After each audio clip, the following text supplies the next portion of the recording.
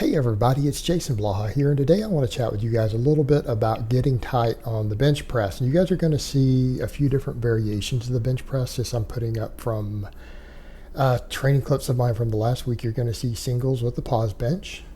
You're going to see me doing overspeed eccentrics with the bands. You're also going to see me doing speed work with chains. But the thing is the same as far as the setup goes. And notice that when I set up and then I do the bench, people always talk about the way that I stand up. Right? Like we press, rack, and then watch the way that I stand up on these. I just stand straight up off the bench. All right. So when we talk about getting tight on the bench, that's what I'm talking about. Because I tell a lot of you guys out there, the guys who say things like, oh man, I struggle to build my chest on the bench, or I have problems with tightness, or my shoulders hurt, or all these different things that you're dealing with the bench press. Notice how tight I get. Right? Watch me set up. And notice that leg drive is automatic. This is the sort of thing that we need to talk about. When you get set in tight, watch that. You see the leg drive happen? You don't have control over that when you're tight. It happens automatically. So something that's oftentimes that people think of as being something for more advanced bench pressers is something that just happens by default when you do two things. When you set in really tight and then you sink the bar into your chest, leg drive will happen automatically because you're compressing the bar in. You're compressing it into your chest like a spring. And if you're pulled in tight with a little bit of an arch, and notice I don't have a really big arch. Like this is not like you guys would think of as a competition arch for powerlifting. Notice my range of motion is really long.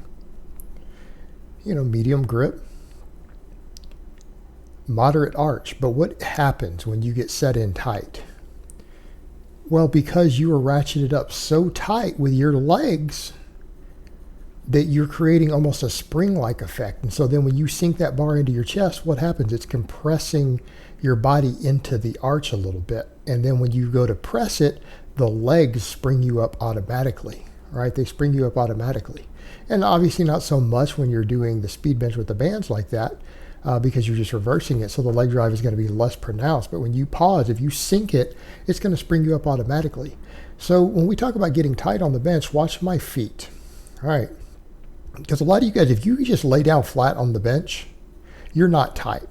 Right? I go underneath the bar, I set my feet in, and it's the same thing. Even if you set your feet forward, like if you set flat and your feet splayed out to the side, you're still going to set in tight. You're still going to pull yourself back up under the bar and then pull yourself down. Right? You're compressing your legs down. And when you do that, it locks your butt into the bench. Now, for those of you who want to cheat on the bench press, makes it harder to cheat, doesn't it? Because people are like, well, my butt comes off the bench. Well, if your butt comes off the bench, you're loose. You're not set in tight, because if you're pushed down and your feet are pushing you the other direction, because again, your legs are trying to lock you backwards. Like what I mean by backwards of sliding you back up the bench, because you've put your feet into position, whether it's on the balls of your feet, on your heels, you put your feet into position and you've slid down, right, towards the front of the bench. You've pushed yourself in. And once you set in tight, your butt is almost glued to the bench press because it's trying to push you back towards your head, right? It's trying to push your butt back towards your head, not up in the air. And then your feet are kind of almost pulled forward. So your quads are actually driving your feet harder into the floor because you're actually almost have your legs into a leg extension position. All right, watch what I do there again and watch what happens. And watch my quads kind of flex. My quads are contracting because it's digging my toes into the floor, and it would be your heels into the floor if you were flat-footed. But your legs will either be under you or they'll be splayed out to the sides on your heels. And that's what we mean by tightness on the bench. All right, you want to be tight and you want to have a little bit of an arch. And we know that based upon all the data. Being flat back actually gives you less muscle fiber recruitment in the chest. A modest arch, either a very small incline or a very small arch, does seem to be better for muscle fiber recruitment in the chest itself. So by getting tight, it allows you to create a little bit of an arch. It allows you to get tighter. It allows you to pull everything in tighter. Well, what does that also do? If you're tight like that, it also allows you to set onto your traps. Why does that matter? Because if you're set up on your traps, it gives your scapula room to pull in under you. Because your traps are the point of contact. So you have 3 points of contact when you are tight on a bench press. Your feet on the floor, your glutes into the bench, and your trapezius are what's contacting the bench. You pull your shoulder blades down and back, and they should actually almost hurt. When you pull them in like that, your trapezius is what's in contact with the bench, not the middle of your back, not your rib cage, not your lower traps. That's not touching the bench. Well, that allows you to pull the shoulder blades in tighter when you do that. It gives you room underneath yourself to do that. Well, what does that do for pectorals? Well, that means your pecs are going to stretch more at the bottom. So you'll see guys who will say things like, well, I don't know, my chest doesn't seem to work super hard on the bench. And it's like, well, do you have your shoulder blades pulled together? Well, no, because the bench gets in the way. Well, because you're loose. You need to set up on the traps, and you need to have your butt set hard into the bench with a little bit of an arch in there. Right? And when we get tighter like this, here's what you find, guys. You find things like shoulder pain go away, assuming bar path is good. You have more consistent form, better neuromuscular efficiency, and more importantly, you get more chest out of the bottom. Right? You get more chest involvement. You get more stretch on the chest and more of a little bit of a stretch reflex on the chest, which is hard to do on the bench if you're just flat backed and loose. So what's one of the signs that you guys watch anyone benching that I know that their limp is a noodle? If they just lay down on the bench, right? They just lay down on the bench and they don't set in like that, you're loose. If you can physically move your feet, like what do we watch for? Feet dancing. I call it feet dancing. When you see a lot of novice lifters, they sit down on the bench and their feet dance around. Once you make contact with that bench and you're tight, you can't physically move your feet. So you see the guys who their feet kind of move around after they unrack it or move between reps.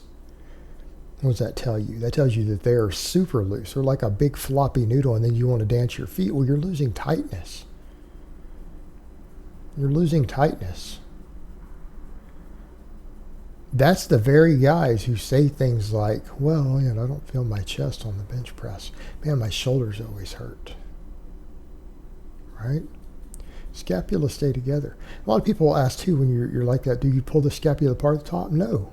What's your bar path look like? If your scapula are pulled down and back and they're pulled in tight and your chest is up, which is what it should be doing, right? Your chest should be up if you got a little bit of an arch and you're tight. You can lock it out without your scapula coming apart.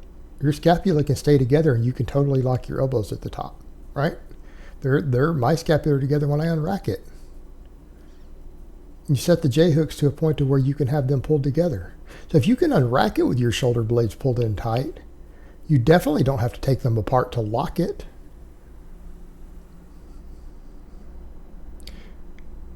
Again, this is one reason you see guys who say they don't feel their chest. They don't think the bench press grows their chest. And it's like, well, you need to learn how to bench.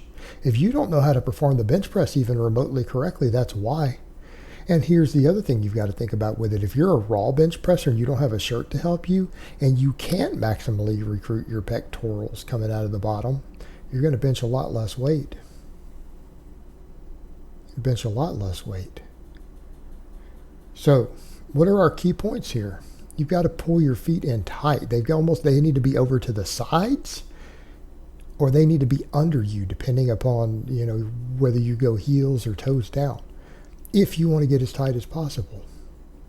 And then you dig your butt in. Your butt is set into the bench and your quads are contracting against those feet, driving them further into the floor. All right? Traps are on the bench, and what's the end result? If you're stuck in like that, your quads just lift you right off the bench. Quads lift you off the bench. You don't see someone else who you see do that lift. A lot of people, I've had people say, I don't see anyone else do that. That's weird. I've seen Marissa Enda do it. And she is a world-class level power lifter. She's ridiculously jacked too, and she competes drug tested. I don't know if she's drug free or not, but she competes tested, so we'll take her word for it. But she does that too sometimes. Watch her stand up off the bench. So there are other people out there doing it who you see if you look around. But again, everyone you see who gets set in like that, you also notice we all have decent sized chests from benching. Just throwing that out there. All right, guys, but that's really all I have to say on that today. I hope it's been informative, and I will talk to you guys next time.